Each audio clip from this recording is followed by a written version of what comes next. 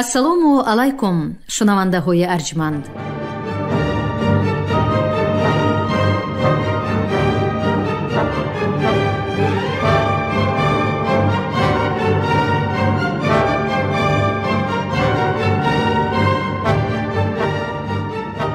ба таваҷҷӯҳи шумо гуфтор аз силсилаи хониши адабӣ. қироати китоби президенти ҷумҳурии Тоҷикистон муҳтарам Эмомалӣ Раҳмон «Тоҷикон дар оинаи таърих аз ориён то сомониён». китоби сеюм, гуфтори 64. ҳайториён баъди ин шикасти пирӯз ба қаламрави шарқии сосониён тохту тоз намуда сокинони онро ба даҳшат меафканданд. мувофиқи маълумоти сарчашмаҳои тарихӣ, ҳатто дар айёми амонӣ касе набуд ки ҷасурона ва нотарсона ба ҳайторӣ нигарад ва агар номи ҳайториро шунаванд ба ларза меафтоданд.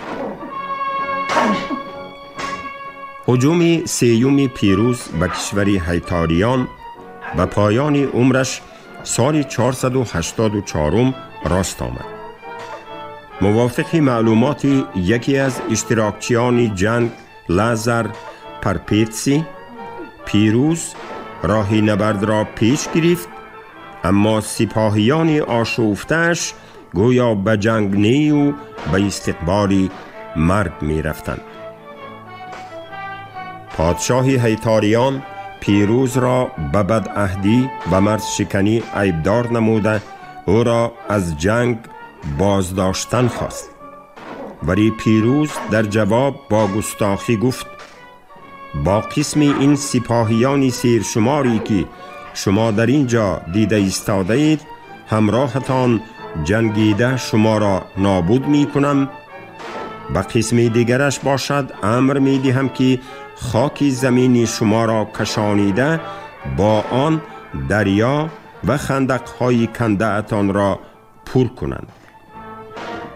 از قضا پیروز هنگامی نبردی شدید به همان خندق کنده هیتاریان می افتد و او را سنگ باران نموده می کوشند و تمام قرارگاهش، دخترش، زنهایش، ثروتش به دست هیتاریان می افتد.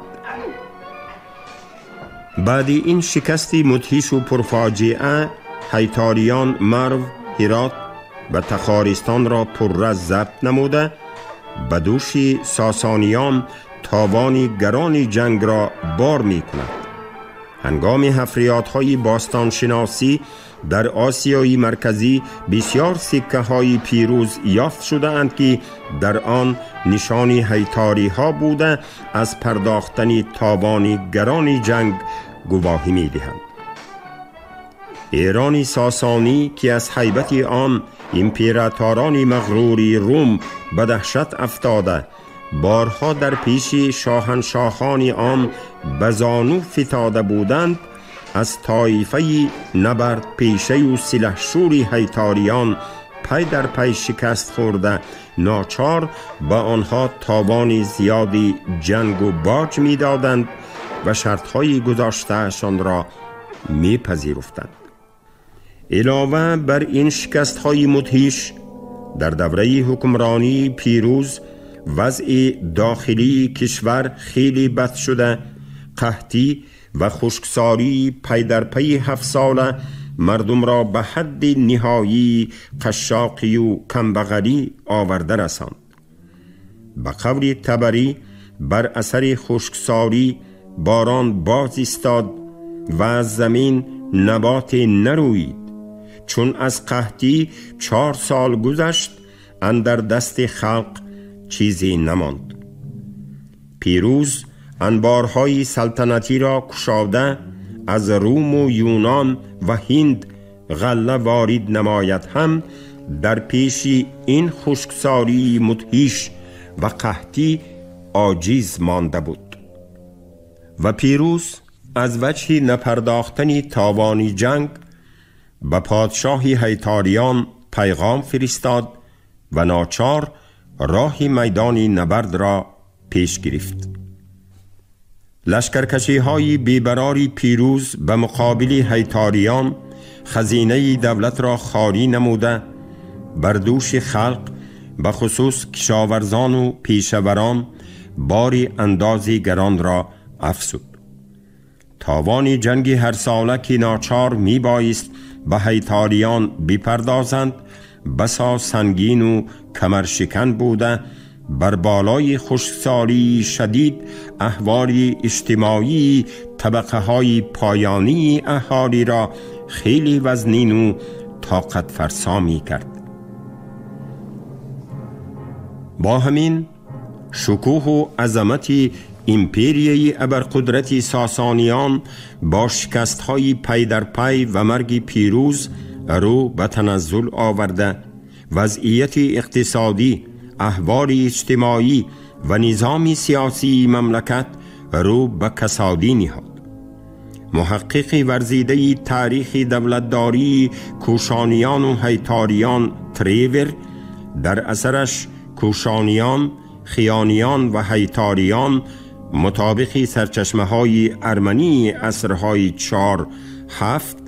اندیشه های یأس‌انگیز مردی نجیب پارسی را آید به وضع آن روزه ساسانیان در عهد پادشاهی پیروز چنین آورده است: پیروز میهنی اینقدر اعظم و اینقدر مستقیلی ما را چنان بنده هیتاریان ساخت که تا ملک ایران وجود دارد از این بندگی پرغصه رها نمی یابد.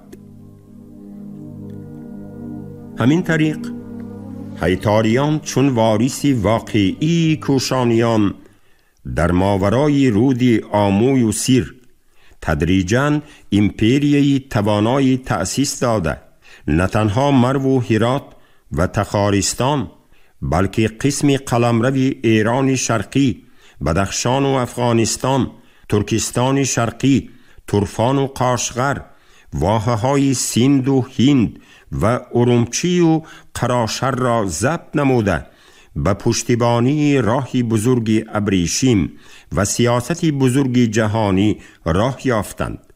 در رشد و نموی من بعدی تمدن آریایی سهم ارزنده گذاشتند. تمدن آریایی در زمینه تأسیس این دو دولت متشکل و پهناوری ساسانیان و هیتاریان صرف نظر از ضدیت آنها جنبه‌های اجتماعی ثابت و ارزشمند، فرهنگ پیشرفته دارای خط و زبان و ارزش‌های والای معنوی، افکاری سازنده اخلاقی و تأثیر متقابله همگرایی منطقوی و قومی را صاحب شده، در تشکل آیین دولتداری آریایی و بنیاد جامعه نسبتاً پیشرفته به دستاوردهای نظررسی اجتماعی و فرهنگی نائل گردیدند.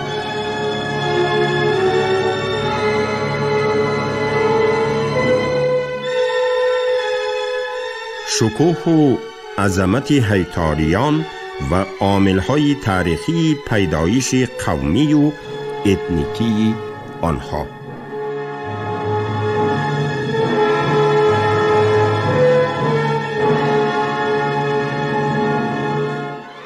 هیتاریان کیستند؟ از کجایند؟ و در کدام مرز و بوم آشیان داشتند؟ اصل و نسب و دودمانشان از کجا ابتدا می گیرد و با آیین دولت و دولتداری نیاگان آریایی ما چی ارتباطی دارند؟ زبان و فرهنگ، رسم و آیین و اصول و نظام دولتداریشان از کجا سرچشمه می گیرد و اصلاً به کدام تمدن منسوبند؟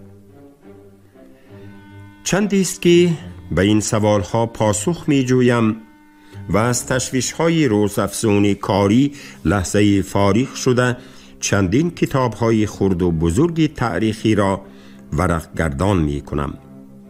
راهنمای و راهبلد همیشگیم شاه اثری تاجیکانی علامه باباجان غفورف در این جستجوی‌ها مرا الهام می بخشد و از آن عجبم می آید که از آوان کودکی تا سنی کمالات در مرز و بوم منطقه ختلان زمین بارها به شخصان دوچار آمده ام که نام هیتاری یا هیتلی دارند. زیاده از این در افغانستان کنونی مضافاتی است با نام یفتل و حتی بعضی حالدانها برایم خاطر رسان کرده بودند که این مضافات وطن استاد ربانی سابق رئیس جمهوری اسلامی افغانستان می باشد.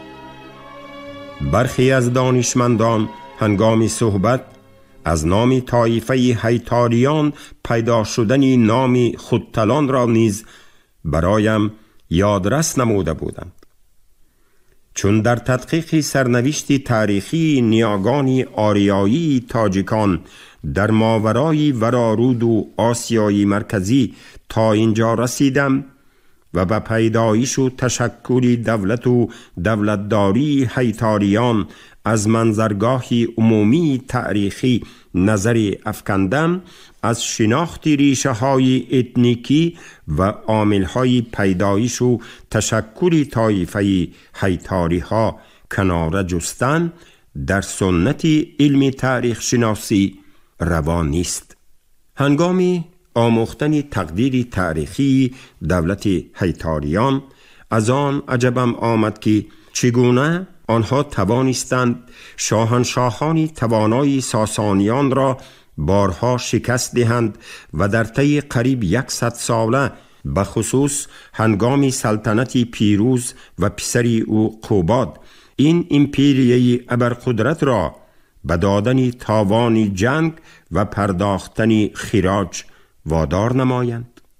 امپریه پهناوری ساسانیان که از هیبت و قدرت آن چندین امپراتوران مغرور و گردنکشی روم تسلیم شده و بزانو زده بودند، از چی سبب در مقاومت هیتاریان درمانده مجبور شد که چندین شرطهای گران این قومی خیانی بدکیش و سلحشور را بپذیرد. گذشته از این برای شکست دادن این رقیبی توانای و سرسخت ساسانیان حتی با دشمنان دیرینه خود قیصران روم و خاقانهای ترک اتفاق بسته بر ضد هیتاریان به نبردی مشترک برمیخیزند. پس هیتاریان کیستند و چی حکمتی دارند که در طی قریب 200 ساله دولت پهناور و بزرگتری از امپریه کوشانیان ساخته به قول اکادمیک باباجان غفوروف رقیب نهایت پرزور و توانای ساسانیان گشتند. صرف نظر از تحقیقات‌های زیاده آید به پیدایش، پهنشوی و مقام تاریخی قبیله‌های آریایی تورانی از جمله خیانی‌ها، مسئله پدیدآیی و تشکل قومی و اتنیکی هیتاری‌ها در علم چندان روشن نشده است. برای به مسئله سرنوشت تاریخی هیتاری‌ها روشنی افکندن، خواه ناخواه به تقدیر تشکلیابی سرآمد آنها قوم‌های کوچمنچی تورانی به خصوص خیانی‌ها و دیگر قوم‌های همنسب آنها بازگشتن راست می آید، زیرا در اکثر تاریخنامه‌های عهد قدیم هیتاری‌ها را با نام خونها و خیانیان ذکر کرده آنها را به طایفه خیانیان سفید منسوب دانستند. در سرچشمه‌های مختلف تاریخی وابسته به هنگامه‌های قلمرو شرقی دولت ساسانیان، مورخان عهد کهن هیتاریان را بیشتر با نام‌های خونها، خیاییان، کوشانیان و حتی ترک‌ها ذکر کرده به اصالت نژادی، اصل و نسب، زبان و فرهنگ و تقدیر تاریخی آنها چندین اختلاف و ناروشنی ها را وارد کردند. اصلاً آید به تقدیری تاریخی کوشانیان و وارثان من بعده آنها هیتاریان از چاریک آخری عصر 2 میلادی سر کرده سرچشمه های تاریخی و سالنامه های خطایی اساساً بعدی به آسیای میانه سفر کردن چژان تسیان معلومات می دهند. اکثر این سرچشمه ها مدرک های می باشند که در سالنامه های سلالوی پادشاهان چین خاطرات سفیران و سیاحان من بعد گرد آمدند. زیاده از این در آثار مورخان عصرهای 4-5 ارمنی یگیش وردپیت، مایسی خرینسکی، فاوست بوزند، اینچنین مورخان رومی و سوریانی پراکاپی کیسارسکی، میناندر پراتیکتور، سیبیاس، ایشو ستیلیت، زخری ریتاری و دیگران آید بر رقابتی تیز و تند و جنگ و جدال‌های ایمپریای روم و ساسانیان، نزاع‌های مذهبی و ضدیت‌های اجتماعی میان آنها، اینچنین حمله قبیله‌های کوچمنچی خونها، کداری‌ها یا خود کوشانیان و هیتاریان به مرزهای ساسانیان و دیگر واقعه‌های مهمی تاریخی آسیای مرکزی معلوماتی مفید دسترس کردن ممکن است. در عین حال سرچشمه‌های تاریخی و ادبی پهلوی، بندهیشن، دین کرد، خدای نامک، یادگاری زریران، کارنامه اردشیری بابکان، شهرستان‌های ایران و غیره، کتیبه‌های شاهنشاهان ساسانی، کتیبه شاپوری یک در نقش رستم، کتیبه کارتیر در کعبه زردوشت، کتیبه نرسی در پیکولی و غیره. اینچنین تاریخ نامه های عهد اسلام امثال تاریخ تبری بلعمی، زین الاخباری گردیزی، مروج الذهبی مسعودی، تاریخ بخارای نرشخی، فارسنامه ابن بلخی، تاریخ سیستان، آثار الباقیه بیرونی بخصوص شاهنامه فردوسی و غیره برای روشن ساختن هنگامه های دوره ساسانیان و اشکانیان و کوشانیان و هیتاریان، اینچنین مبارزه های شدید شاهنشاهان ساسانی با قیصران روم، ویزانتیه و قبایل کوچمنچی خیانیان و کوشانیان و هیتاریان، اینچنین اصطلاح ترک ها و بادیه نشینان عرب معلومات های ارزشمندی را فراهم آوردند. ولی صرف نظر از این سرچشمه ها و تدقیقات مفصل و مختصری عالمان توانا مارکوارت، برتولت، غفوروف، تالستوف، فرای، گرانتوفسکی، گومیلیوف، لوکانین، یناکی، برنشتام، لیتوینسکی، رتویلادزه، مندلشتام، پیانکوف و دیگران اساساً به مسئله های مناسبت ساسانیان و هیتاریان داخل نموده مشکلات اصالت نژادی و قوم و نسبی هیتاریان و به سرزمین آسیای میانه و سوخت و باختر از کجا آمدن آنها هنوز هم ناروشن مانده است. این دو عامل اساسی تشکل یابی هیتاری ها، یعنی اصالت قومی و مسکنی پیدایش آنها، زیاده از نیم عصر است که در علم تاریخ شناسی بحث و مناظره های زیادی را انگیخته حل نهایی خود را نیافته است. سرنوشت اساطیری و تقدیر تاریخی قبیله های تورانی و خیانیان در پاره های جداگانه کتاب اویستا آمده، سپس در زند اویستا، یادگاری زریران، بندهیشن، دین کرد و دیگر سرچشمه های پهلوی زمان ساسانیان ذکر شده است. در اویستا توره، تویریه، حاتی 46 یسنا بندی 22 به معنای قبیله آمده. توران نامی سرزمین و مملکت را افاده می کند. استرابون، جغرافیدانی بزرگی عصری یکی تا میلاد، توری و را یکی از ساتراپیه های باختر می شمارد.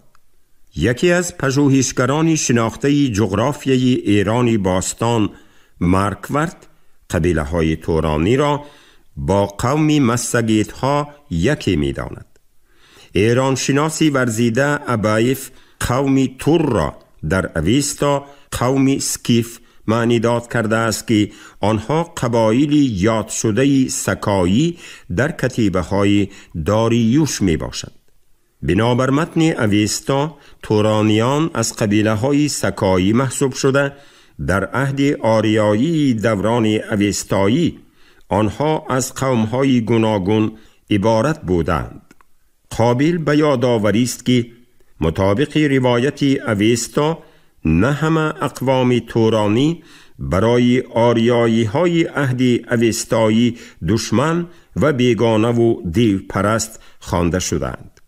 در یشت های اویستا، آبان یشت، فروردین یشت از خاندان تورانی با نام خاندان فریان که زنان و مردان پارسا و پاک سریشت آنان در برابری زنان و مردانی پاکی سرزمین های آریایی ستوده شده اند به نیکی یاد می رود.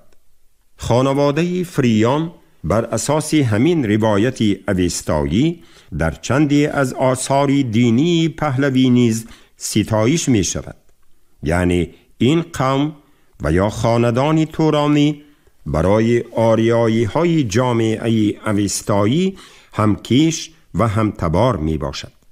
در مقابل این خاندان تورانی، قوم های دیگری تورانی مثل قوم افراسیاب تور از سخت‌ترین و بدترین دشمنان آریایی و دین آریایی ها دانسته می شود.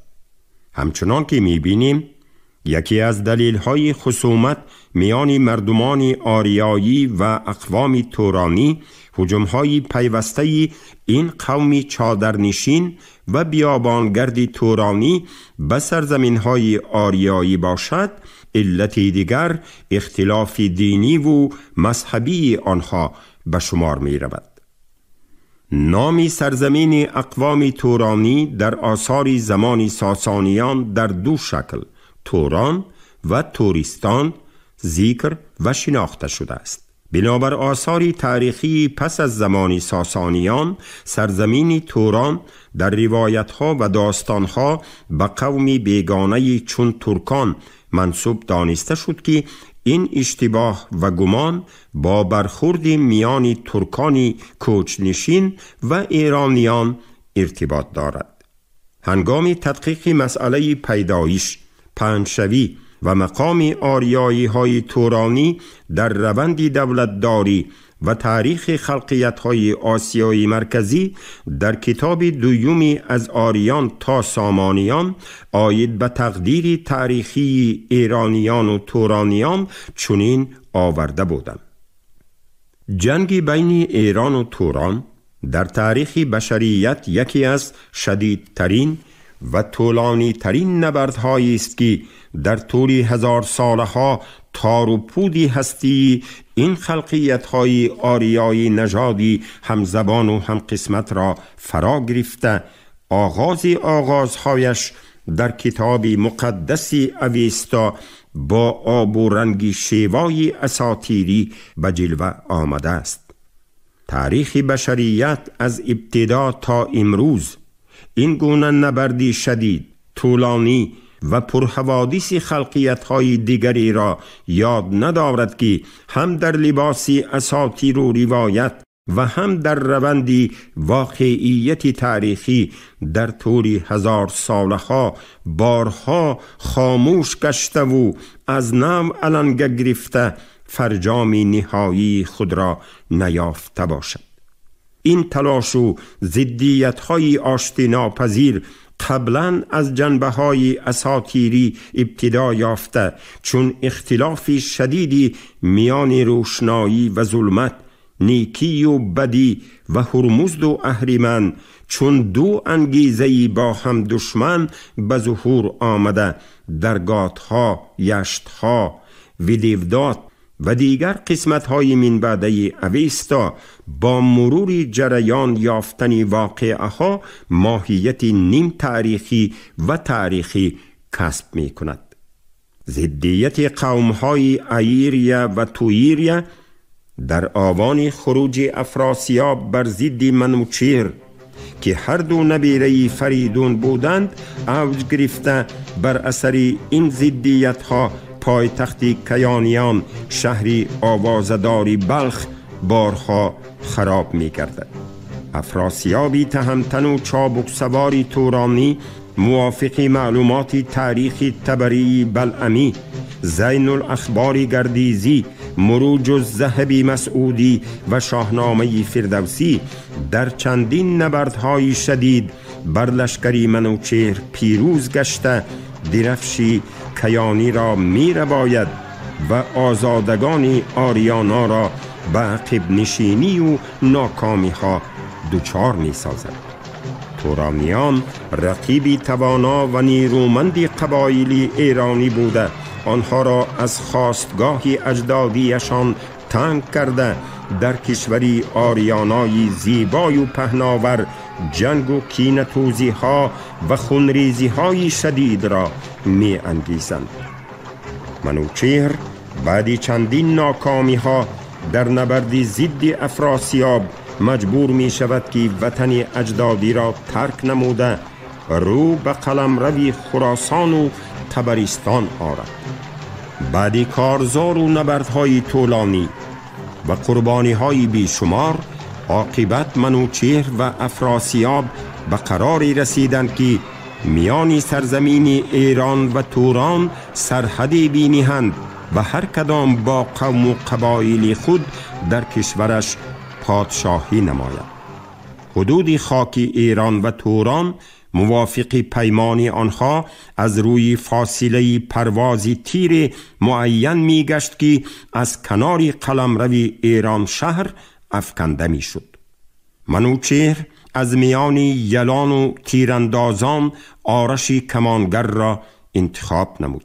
تیری افکنده آرشی کمانگر با امر یزدان در باری بادی تند رفتار سوی نیشاپور و سرخس آمده به فرغانه رسید و در بیخی درختی بزرگی چار مغزی فرو نشست و از همان دم این موضع سرحدی میان ایران و توران شناخته شد و قوم‌های ایرانی و تورانی قلمروی مشترک آریاویج یا خود آریانای بزرگ را دو تقسیم نموده تحت سروری پادشاهانی جداگانه خیش قرار یافتند.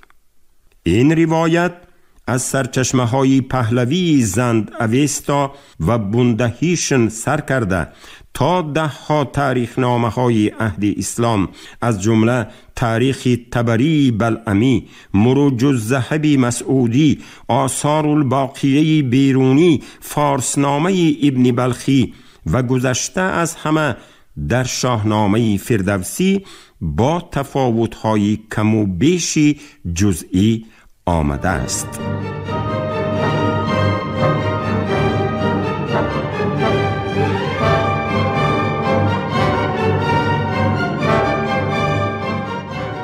شنونده های گرامی، شما گفتار 64 رو از کتاب پرزیدنت جمهوری تاجیکستان محترم امامعلی رحمون تاجیکان در آینه تاریخ از آریان تا سامانیان شنیدید. راوی علیزاده عبدالرشید خوجمقل، کارگردان شیرعلی نغزلی. پایان گفتار از سلسله خوانش ادبی. شاد باشید.